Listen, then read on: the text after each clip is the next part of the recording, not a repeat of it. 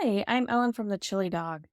Today, I would like to introduce you to the Chain-Garter Selvedge. It's a pretty two-stitch edging. I'm using it along the sides of the straps here in the knit knot bag I'm currently working on. But this could also be a nice way to edge a shawl or a scarf.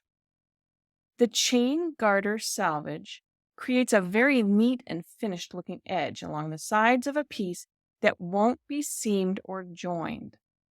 It's worked across two stitches on each edge. Basically, the first stitch of every row is slipped.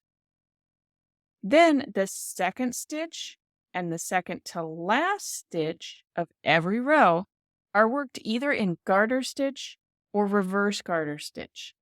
And that just means that those stitches are either going to be knit in every row, both right side and wrong side, or they're going to be purled in every row, both right side and wrong side. Finally, the last stitch of every row is just worked in plain stockinette stitch, knit on the right side, purled on the wrong side. Let's get started. Before we begin, if you enjoy our videos, consider joining the pack and becoming a member of thechilidog.com for ad-free access to our entire learning library, priority support, and more. On right side rows, you begin by slipping the first stitch knitwise.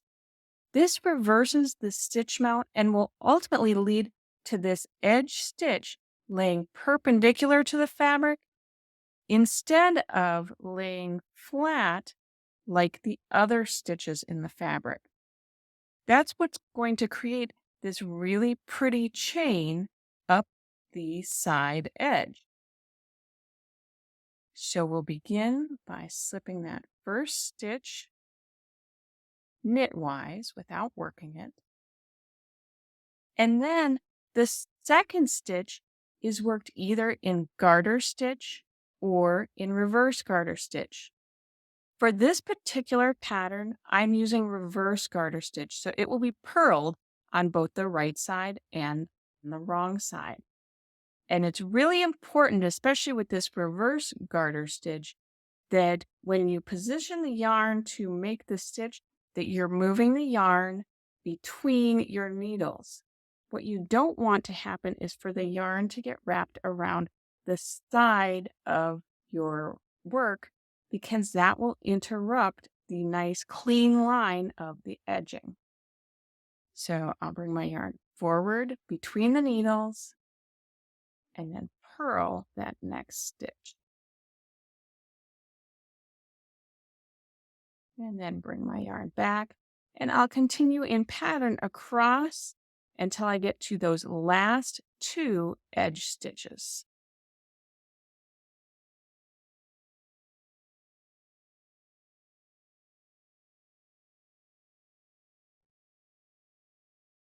The second to last stitch of the row is again worked in either garter stitch or reverse garter stitch.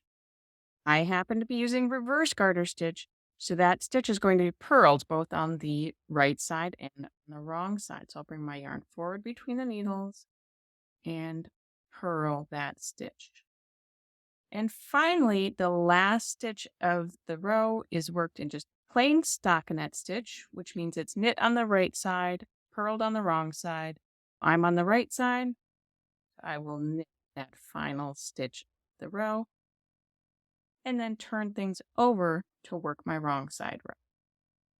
On the wrong side, you also begin by slipping the first stitch, but this time it's slipped purlwise instead of knitwise to create this pretty chain up the edge.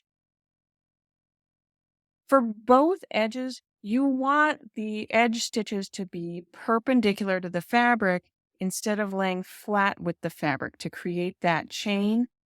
But to make that happen, those stitches have to rotate in different directions. That's why on the first edge, we slip knitwise to change the stitch mount. But on the second edge, we slip purlwise to keep a standard stitch mount because we want those to be mirrors of each other.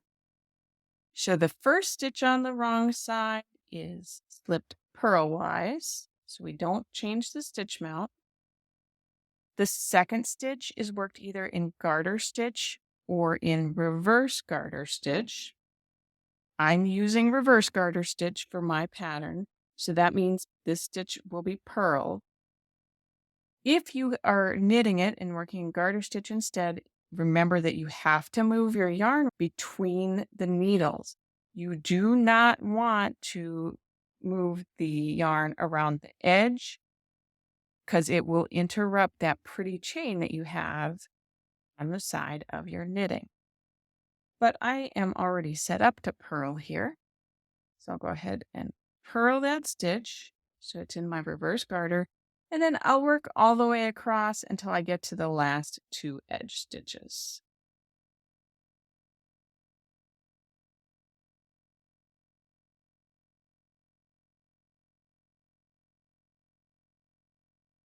The second to last stitch of the row is worked either in garter or reverse garter stitch. I'm using reverse garter stitch, so that stitch is going to be purled. And then the final stitch of the row is worked in stockinette stitch, which is just knit on the right side, purled on the wrong side. Since I'm on the wrong side, that will be a purl.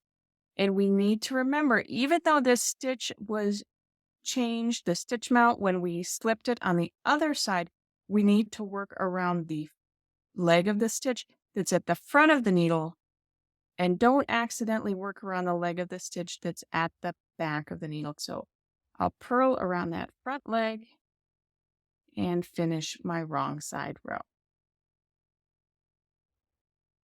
I hope you enjoyed learning how to create a chain garter selvage.